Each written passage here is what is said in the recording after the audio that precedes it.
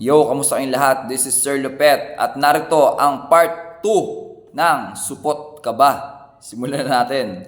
By the way, bago pala tayo magsimula, kung gusto mong panoorin yung part 1 at interesado kang malaman ano ba ang 5 sign na ang isang lalaki ay supot, panoorin nyo yung part 1. So ilalagay ko na lang sa comment section yung link. Panoorin nyo rin yun kasi narito na ang part 2. Okay.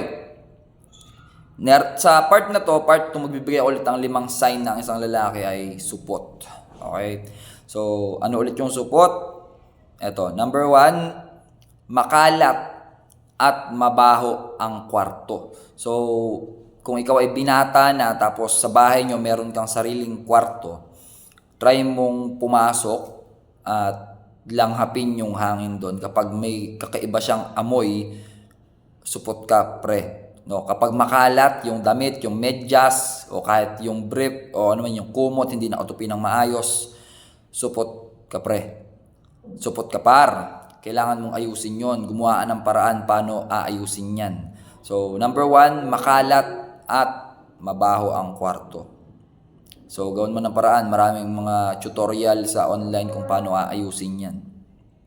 Pangalawang dahilan or pangalawang sinyales ng isang lalaki ay supot ay nanonood ng porn, no? At alam ko ito dahil aminado ako sa sarili ko na naging supot ako dati and hindi ko ikakaila na ako ay nanonood ng porn dati, no? At ang pinakamahalaga doon is yung dati, no? Nanonood ako ng porn dati and para mas maintindihan nyo, gagawa ko ng separate video kung bakit nasabi na supot ang isang lalaki na nanonood ng porn. Pero for the sake ng video na to, kung ikaw ay nanonood ng pornography, or anumang klase ng materials, video man yan, babasahin man yan, supot ka, par. Itigil mo na yan. Pangatlo, supot ang isang lalaki na nagbabati. Alam niyo yon, yung itlog, pagka-scrambled eggs yung gusto mo, 'di ba? Binabati mo na ganon. So, alam niyo na ibig sabihin nun na ang isang lalaki ay nagbabati, no? Supot din yan, par. Kung yan ay ginagawa mo hanggat maaga pa, itigil mo na. And gagawa rin ako ng separate video kung bakit at ano ba yung malalim na paliwanag kung bakit nasabi ko na supot ang lalaki na nagbabati. Tigil mo na yan, par. Kasi nanggaling din ako dyan. And ngayong nandito na ako sa yugto na to ng buhay ko, meron siyang mga after effects or parang meron siyang mga consequence na mararanasan mo 5 years later or 10 years later. Tigil mo na ang pagbabati, par. Supot yan. Pang-apat, try mong kilatisin yung sarili mo kapag ikaw ay sobrang taba. No? Pag sinabi kong sobrang taba, yung to the point na may bilbil ka, no? Baka hindi mo na-check yung lifestyle mo, especially dun sa pagkain mo. Kapag sobrang taba mo, na halos wala ang kamasel-masel, supot ka, par. Kasi yan, reflection yan ng kung anong pinapasok mo sa katawan mo at kung anong ginagawa mo sa araw-araw. Supot ka kapag ganyan ang build ng katawan mo, no? Pero baka naman kasi iawayin nyo ko, so which is mangyayari naman pag tumagal. Kapag ang isang lalaki naman kasi, meron naman kasi akong nakikita na masasabi kong mataba, pero yung taba nila hindi hangin, may muscle din. So, they are hitting the gym. So, nag-gym sila. Para yung taba nila ay ma-convert into muscle. Pero kung meron kayo, marami kang bilbil, mga ganyan. Parang sobrang bigat mo, halos di mo mabuhat yung katawan mo.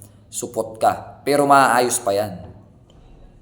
So, abangan nyo yung mga susunod kong video, mga tips and tutorial kung paano aayusin yung mga bagay niyan. Panglima, isang dahilan kung bakit sobrang taba mo is wala ang physical hobby. So, sinabi ko dito is physical hobby.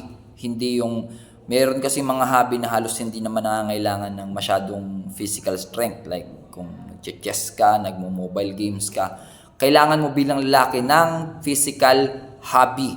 Yan man ay brisk walking, jogging, cycling, mixed martial arts, combat sports, basketball, mga ball games na talagang magpagpapawisan ka, kailangan mo yung mga ganyang klase ng physical hobby. So kung wala ka yan, par, supot ka, pero maaayos pa yan. So ito ang part 2 ng ating supot ka ba, alamin natin. So abangan nyo kasi meron pa itong part 3. Kalain mo yon, may part 3. So, pag pinagsama mo, meron na tayong 10 sign na ang isang lalaki ay supot.